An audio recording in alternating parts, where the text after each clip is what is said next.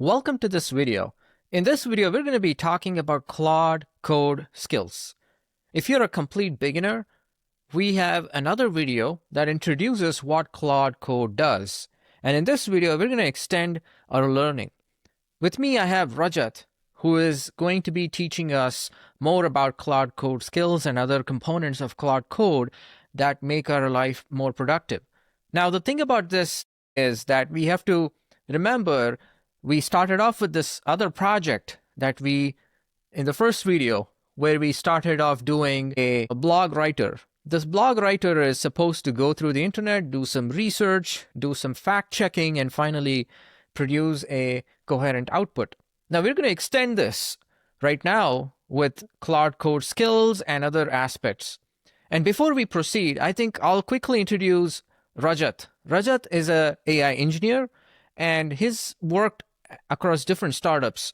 So Rajat, why don't you please introduce yourself and please explain what we're going to be discussing today, and also set an expectation for the viewers about what to expect subsequently. Please take it away. Hey, Rakshat, thank you for that introduction. Hey guys, my name is Rajat. I'm an AI engineer. As Rakshat already told, worked at companies, nascent startups, where my job was extensively building on LangChain, LangGraph, and of course using all these AI tools like Cursor, Claude Code, Google's anti-gravity, things of that nature. Sorry, I was going to say, additionally, I will interrupt, and as you're demonstrating or doing things, that way I can also learn and ask questions from a beginner's point of view. Sorry, please go ahead. Yeah, absolutely. So starting off with the definitions, I'm going to give like a quick one-liner definition. So what are Claude skills? So Claude skills teaches Claude how to do something better. That's it. That in a nutshell, that's what it is. If I have to give like a bigger definition, it's basically a markdown file that you create and tell Claude on how to use these skills, what the skills do, when to use them, and what makes sense, or at least what specific things the skill agent should have. It's nothing but just a markdown file defining what it should be doing. So what are we looking at right now? So right now, this is the terminal where we previously left off. And I would like to add one more thing. In the last session, I told we cannot use inline bash commands. So I stand corrected. In the latest updates that exists, you could have the inline bash commands, and you could do it with exclamation and followed by your bash commands. So that's one thing I wanted to kind of get it out of the way.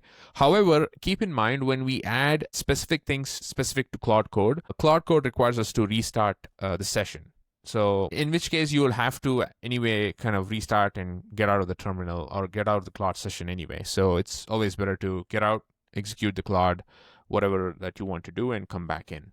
So yeah, now let's get started off with Claude skills. Now, I don't know if you're able to go through with the last video, but quickly bringing you guys up to speed, we've essentially built a LangGraph application that basically, based on the query that the user asks, plans out different queries that it needs to do some research on, uses web search tool to gather all the information. And then we have like a synthesizer that basically says, you know what, we have all this information, this is what the user asks, and this is how the blog post should be, kind of gives the scaffolding or the schematic. And then we have an agent that essentially goes ahead and builds it out without adding any M tags or whatever, right? Make it more look like humans wrote it. Yeah, exactly. And then we have, at the last stage, we have a verifier that basically fact checks and sees if there are any discrepancies that cannot be verified. And in which case, it's going to create another revision of the blog post and either eliminates it or tries to come up with things that could be fact checked. So this process repeats, and we get essentially a blog post that is vetted, verified, and kind of grounded with the truth that we have in the internet, right? So that's what we have at this point in time. Now, and I'm resuming back in the same, Claude Code session. If you were wondering how you can resume back, let me just close it out. So I'm in my project directory, right? So I can just say Claude -- resume, right? And what this will do is, ask the same thing. And here it'll show the previous sessions that we kind of left off at. So it shows you the timestamp and what all the things happened. So if you select enter, you enter into that thread now, and everything that you previously did is shown here. So you can just resume. So it's basically I need to get into that particular folder that yes, the Claude Code generated code at, and then you go type Claude -- resume, and correct. that'll put you in here, assuming that it's going to ask, are you willing to reload this, correct? Absolutely. And if you have multiple threads, it'll show different threads. Since we only had one thread yesterday, it shows just one thread. So continuing on. Now, the way I like to set up skills is it's very intuitive, and I let the Claude Code research agent do most of the heavy lifting for me. Unless I have a very specific use case as to why I want skills, I kind of let the agent itself steer me in the right direction. And I'll show you what I mean. So I'll say, hey, can you help me set up Claude Code Skills? Go through the code base and tell me what skills could be useful here to make this dev easier, and use Claude Code Researcher Agent. And Claude Code Research Agent, as we spoke in the previous video, it comes pre-installed when you install Claude Code. And do you really have to say use Claude Code Research Agent? Not necessarily, but I just like to guide the agent as much as I can possibly, so that we don't make any issues. We don't run into any issues. So now what this is doing is it's running Claude Code Guide agent, which is essentially a sub agent. Now it's exploring the code base and also reading the documentation on skills specifically. So effectively in the background, what's happening is you're not even saying, hey, like, this is the skill I want. You're asking the agent based on your code base to come up with or suggest with different skills that could be useful for our development purposes. Now, again, like I said, what do skills do? It's essentially a way to teach Claude how to do something better. And this is exactly why I'd like to have the agent itself guide me in the right direction, so that when the agent understands the code base and whatnot, it does a better job of suggesting the right set of or the right skills that we can set up, and also in fact, goes ahead and helps us create multiple skills as well. So Claude knows where to add a skill because Claude is looking at Claude Code's own documentation. Absolutely. So when it looks at the documentation, it understands first what Claude Code skill is. And then it starts understanding, okay, this is what I know it to be as a skill. I'm going to use that knowledge and bring it to this code base and make sure that this code base aligns with some sort of declarations of what kind of skills could be established here. Is that correct? Yeah, absolutely. You nailed it.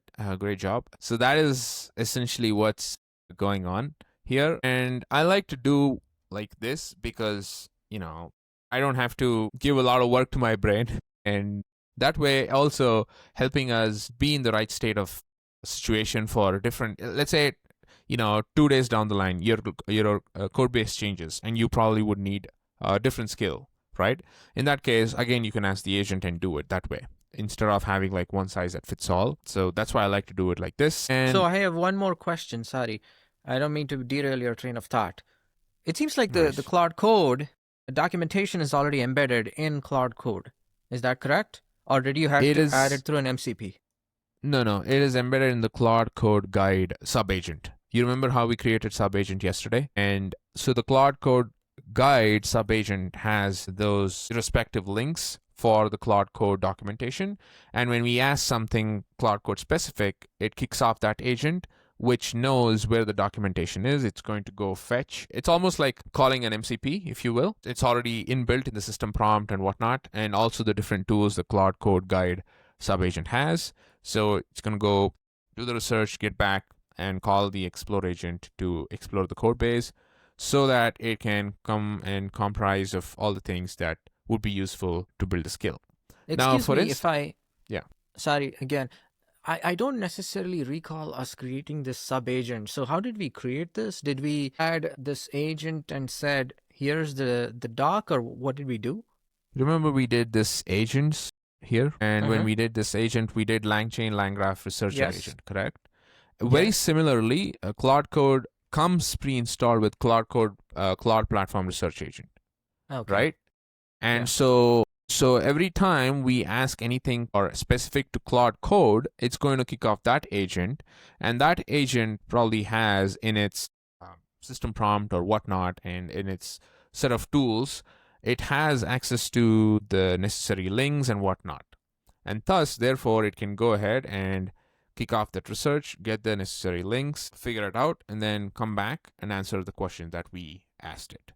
So here, if you see, it uses two different agents to get the job done. One is to research the Claude code base, Claude Code's documentation base. The other one is to explore and understand our code base locally. So Mm-hmm. it's running these two in parallel, and once they kind of come here, almost like an all reduce, if you will, all reduce operation, and then we have this agent essentially extrapolating that information that the research came up with and the exploration came up with, and giving us a plan on how we could use Claude skills in our code base here for this specific I see. project, if that makes sense. So Yeah, this is okay. This is a Claude reduce. Yeah. exactly. So So we are using Claude to make Claude better, Claude Code to make Claude Code better. understood. Makes sense. Yeah. Okay. And if I mean, I was maybe trying to install Claude Code. If there is, for whatever reason, Claude Code researcher base agent not there, what can somebody do? Typically, it should come pre-installed because I didn't install it, and Okay. I've never faced that issues during the entirety of my installation. So, if that does happen, probably uninstall and reinstall, I think is the best approach. But you should have this already because I didn't Okay. do this. Yeah. Sounds good. Yeah. Great question. So now let's see what it came up with. Based on my research, here are the most useful Claude Code skills for your research agent project. Recommended skills for research agent development. Graph node generator, high priority. So it says this one is really essential.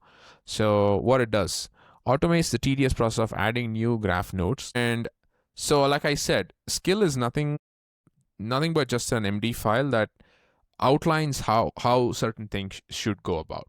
So for instance, in real life, if we were to take an example, your skill could be being able to sing, and in your internal monologue, you know how to sing, right? So it's almost like your version of skill MD for singing. Very similarly, skills MD here essentially outlines what a specific skill does, how should it go about, and what is the purpose of this skill, so on and so forth. So here we see the name of the skill is graph node generator. Description: generate new LangGraph nodes for research agent. Use this skill when adding nodes, creating graph functions, or extending the research workflow. Different tools that is allowed: read, write, edit, globe in grep. Globe is just the searching. Search. Yeah. And graph node generator, it is going in a bit more detail on what they do. So when creating a new node for the research agent, create the async node function. It's explaining how they should do. And research state, command literal. You see, yesterday we ran into this issue of not having command literals because the LangGraph was not able to render the graph. And so now it is saying, hey, stick to this graph signature, which is good, and add prompts to wherever necessary. You get the idea, right? So this is kind of like or kind of building up the context on what the skill should do, the way it should work, so on and so forth. So that was the first one. Second one, prompt engineer, high priority. It helps iterate on LLM prompts quickly, which is fine. Prompt engineer skills, again, the name, it has a template, right? Skill.md should have a template so that Claude Code in the background understands what's going on. And so again, it is kind of building up the context for what this should do. We have another one, medium priority, LangGraph dev, explaining what quick commands for running and testing LangGraph, which is pretty cool. debugging tips and whatnot. Fact check, next fact check tuner, another skill. So you get the idea, right? And it also outlines where it should be, where the skill should be. So it should be .Claude Skills and the name of the skill and the skill.md. So it works like that. And if it says, would you like me to create the skills for you now? I would say, yeah. Help me create it, please. Right? And now it's going to go ahead and create different skills for this specific project. Now, you see it's doing it in project, not personal. So this is not throughout the entirety of LangGraph.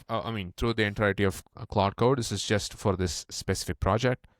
So we just wait it out and we have it create these skills.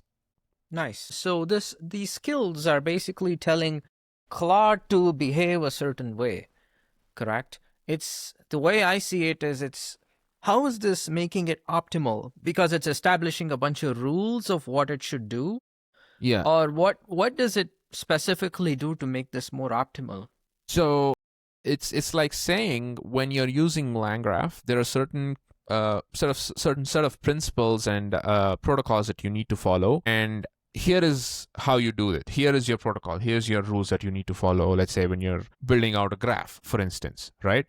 It's essentially saying what is your template to get this done optimally. That is your skill. So, okay, so now the otherwise would be that there is no such skill and the agent has to figure it out every time. Does it make sense?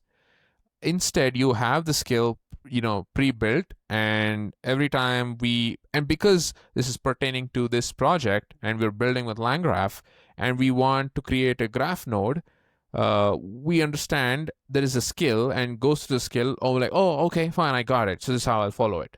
Right? It's almost like trying to kind of put guardrails on the development on specific frameworks or specific set of things, whatever it could be, and trying to help the agent kind of have that sense of vision, so to speak. So we are establishing behaviors. These behaviors are supposed to be best practices, if you will. Yeah, best practices. Would that make sense? Is that a fair characterization? Yeah, you could call it that, yes. You could call it that, yes. So, like I said, if you wanted to draw something, right, and there are certain rules and regulations you need to follow to come up with a great drawing, and if you have that in the background, you would say, okay, this is what I'm going to follow, versus not having it and you have to figure it out every time on your own. It's time consuming and more prone to errors, right? Or more prone to not adhering to what would yield you the best output. So I hope that makes sense, right? So now it's creating the graph node generator skill, essentially saying, hey, this is the graph node generator. It generates new LangGraph nodes for research agent. So use this when adding new nodes or creating graphs. So essentially says how to use this, where is all the graph defined, kind of like strict adherence to the best principles out there. And you want to create the skill? Yes, create the skill. So yeah, now it's going to come in bunch chunks. So it's asking me to create the skill for all of the different skills that we created. So the graph node generator, prompt engineering skill, LangGraph dev, a fact checker, and test generator skill. So what is fact check? Sorry, go ahead. Yeah. So you could take a look at what each skill does, right? Here we just I kind of skimmed through it, but to answer your question, what is fact checker skill? What is it? Yeah, fact check tuner. This is medium priority, although not really needed, but sure, let's have it. What this does, optimizes the fact checking workflow. So what does it do? Tune and optimize fact checking in Research Agent. Use when adjusting claim extraction, verification strictness, or fixing fact check loops. Allow tools read, edit, and grep. Essential files is in the nodes.py, the fact check node and fix claim node. Prompts, this is what you should be kind of editing, if you will, if there is anything specific to fact checking coming into picture. So I'll give you an example. Now let's say when we're trying to optimize the fact checking workflow, right? So the way the fact checker works is it gets the chunk from the written blog and then checks against the source of truth that we already got from web search. And if they match using an LLM, sure, that is a verified claim, right? So now, down the lane, if we were to optimize anything related to fact checker, it would use this skill to understand what exactly should be, what should I take care of if I'm going to go ahead and change anything about fact checking down the line. Does that make sense? So it's establishing behaviors for and defining what fact checking is exactly doing. Yeah, so for different workflows, so fact checking is just one of the workflow or one of the things that is built. If you wanted to do something on the web search front, right, you could do that. So yeah, so now all the skills are created. So we have the Claude skills, different skills here, graph node, prompt engineer, LangGraph, how they work. So these skills are automatically triggered. You don't have to really do anything when you ask related questions. So if you say, again, look, here it gives an example, add a new node for summarization. So the skill that will be triggered is graph node generator, because now you're dealing with creating new nodes or manipulating the graphs, right? So in that instance, you are going to trigger this node or trigger the skill rather, and so on and so forth. The LLM output is too verbose. So trigger the prompt engineering skill. How do I start the server? Trigger the LangGraph dev skill. Fact checking is flagging too many claims. Fact checker is triggered. So depending on what you want to optimize or what you want to make better, you're going to use that specific skill if that exists. Now, the way to test it is...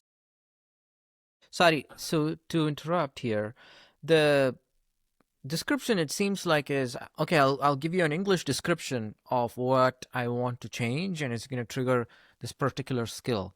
But yes, where am I actually providing this description? Is it on the terminal or for Claude Code, or how does it exactly work? And is this more like a function calling that you're establishing for Claude Code on what it has to do, or what's going on here?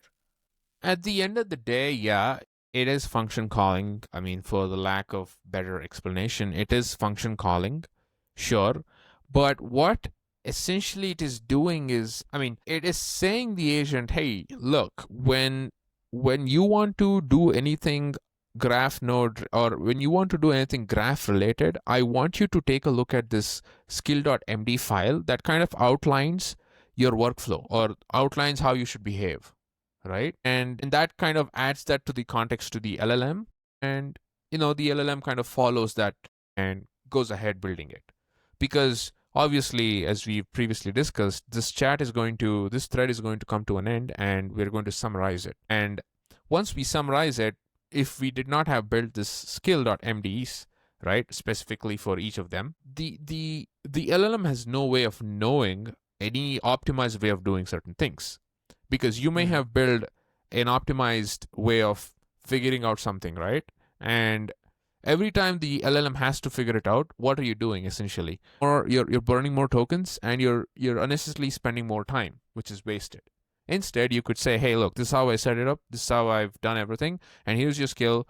So every time you want to manipulate something here, go check this out, understand it, and then follow those rules and regulations. So it's almost like rules of engagement, if you will, for each specific things that you're building. So this could not just be on the graph node. It could be if you're building a front end and you have specific shared CN UI there, and you want to do things very specific to the app that you're building. Maybe you don't want the navigation bar on the top. You want the navigation bar on the side, right? And then if the LLM has no context of that, it has probably created the navigation bar on the top, right? You don't want that. You want it on the side. So take a look at the skill. This is how you should be doing it so that your approach becomes optimized. Hope that makes sense.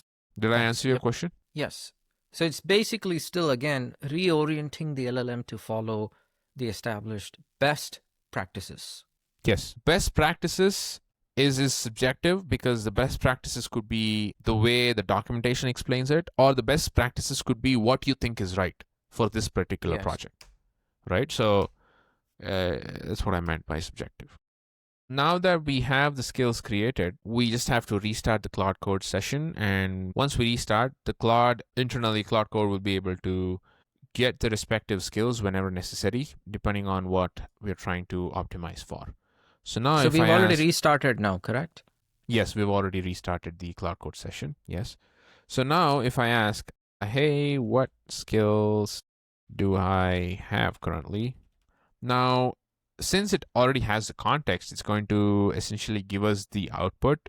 However, if you were to not have any context or whatever, it will still go ahead and look for Claude skills and the skill.md file specifically, so that it comes up with all the skills that we want to have or we already have.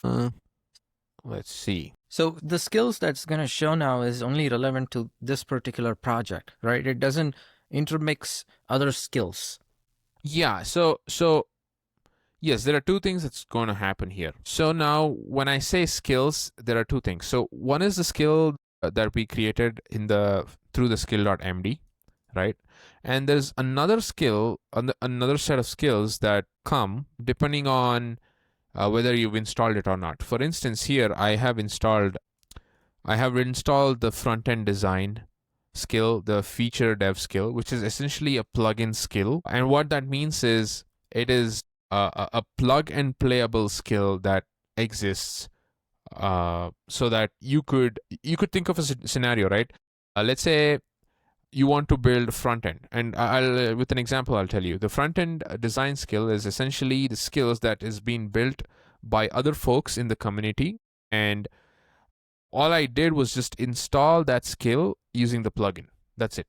So now this is a great segue to also understand plugins. So when you say, hey, what skills do I have? It'll show the skills that you've created using the skill.md, but also the skills that you have either installed or that comes pre-installed with Claude Code. So that's why both of them are showing up. Project skills auto-trigger based on context.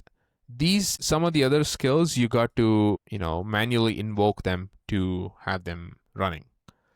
So plugin skills are invoked with the / command. Yeah, there you go. This is about skills, how you can set them up and what they do. Now, if you ask me how are they going to make your life better, well, it comes with over a period of time, right? It's not going to immediately make any difference per se, but once you start kind of implementing projects and implementing different aspects in your project, that's when you would be seeing the tremendous improvement of the agent kind of following the skill that you've defined, and then using that to make better decisions moving forward.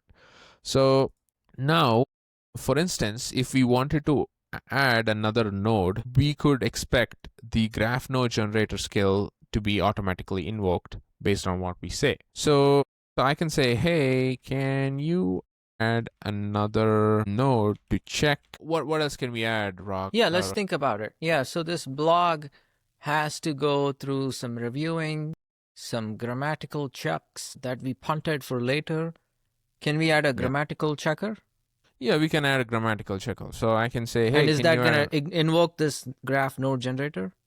Ideally, it should. So let's see. Hey, can you add Yeah, it should. It should. See, that's the thing about all these LLMs, right? They're not deterministic, unfortunately. And we could try to minimize the undeterminism by following all these principles, like guiding them, having the MD files and whatnot. But it is still, at the end of the day, we're at the mercy of these agents, right? All these LLMs. So we can say, hey, can you add another node to check the grammar for any mistakes such that we don't have any, right? Now, typically, since I say another node, it should use the graph node generator skill. And how do we know if it's using? Well, it'll show. Okay. Yeah. What's worth mentioning here is, like you said, these LLMs at this point are still not deterministic. And yes. What that implies is a user is supposed to navigate that non-determinism. However, we've got some research that Thinking Machine Labs produced to minimize the non-determinism, rather to eliminate it by, dealing with batch invariance. But that's not the point. The point here is still we have to navigate this, non-determinism. And the stochastic nature allows the user to understand what's going on and not just be blind about, oh yeah, I'll just let the thing do its thing and I'll just chill out. I mean, you can do that, but your results are going to be subpar. This is where the user engagement has to still come to play. Yeah, absolutely. So I asked this question, and it said I'll add a grammar check node in the research. And nowhere did it say was it using the skill or not. So what I did was I interrupted it, and now I'm going to ask, are you using the graph node skill? How do you Now, interrupt, by the way? Is it a control C? no, it's escape button. Okay. Yeah. Yeah, see, it kind of did not. And this is the point where you have to understand, right? This is the point where we understand that an experienced Claude Code user would get this and catch this early on, and then have it use the skill necessarily based on the implementation. So here, by default, it did not kind of invoke that skill or did not read through the skill at all. But now once I kind of prompted it, it did it. This is not always going to be the case. Probably I think we have to make a better job at having the skill.md much more adhering and much more specific so that it picks up. Yeah. So now it is saying rewrite the article. So edit file. So it's editing the graph prompts, not grammar check system. So it's adding a new prompt for the grammar checker node agent that's going to be created, or the LLM. So it's creating the prompt first, spell checker. Okay, I'm good. So then it'll create the node in the graph. So yeah, I see. So this time it took the graph node skill, it engaged with it, and then now it's generating the node. So it already read the graph node generator scale, right? So it's got that in the context. And it's just a mere 228 lines. That's just nothing for the context. So it has it in the context, and it's obviously using that for every transient action it's taking. So now it's just implementing that. Since I'm not using any IDE, everything is happening here itself. But if I were to use the the Cursor IDE and install the Claude Code extension to the Cursor IDE, all these code changes, code diffs would show up in the IDE itself, so that it becomes easier to view it. But I like to keep it lean. That's good. So the Cursor plugin at that point would just ask you to sign into, Claude Code plugin for Cursor would then ask you to just sign into Claude just to make sure you have the right great access. Question. How does it work? Great question. I think it does. It does ask. I've forgotten, per se. I've forgotten. But I think it does ask, and once it asks, it authorizes me. So the Claude Code and the Cursor, they work in tandem, and they get that done. So probably is extension. Okay, never mind. So and one more. Sorry, go ahead. I do have one more pressing question. Similar. What's the difference between this versus if I simply choose to use a Cursor with, Claude Opus 4.5, whatever is the latest for Opus that we are using at the moment? Without using Claude Code, but yeah, correct. So then you'd be at the mercy of what Cursor is doing in the background. Cursors sometimes is notorious for making crazy updates to their system prompts, which would then yield in different different execution of the agent or the LLMs, right? So in that case, then you are, you don't get all these skills, anything that is obviously related to Claude Code, you don't get it, right? You only get what's available with Cursor and their system prompts and, Cursor rules if you add any. So they're like completely different entities. So this gives you a better quality on the code output, Claude Code. Yeah, it's just easy. It's just a whole lot easier. Like right now, I'm not even opening up my Cursor IDE, right? So it's just lean. It's just running on terminal. I'd rather this than do cursor dot and open it, and it's just extra work. So now verified code compiles. Okay, it ran it and checked it compiles. Done. Following the graph node generator skill checklist. Yeah, now it is saying, okay, I followed all the things in the skill checklist, and this is what they are. Node function with proper async signature. Okay, done. State accessed with get defaults. Cool. So that way, if there is nothing in the state in the dictionary article, then it won't run out into any an error. Yeah. So prompts added to prompt.py. Okay. You see, Now, that is exactly why instead of having the prompts in the same file, it did it in another file, right? So because it's following the instruction here. Edges defined, cool. Yeah, state schema updated. Yeah, so essentially it's followed all the good principles and good practices for developing a LangGraph application.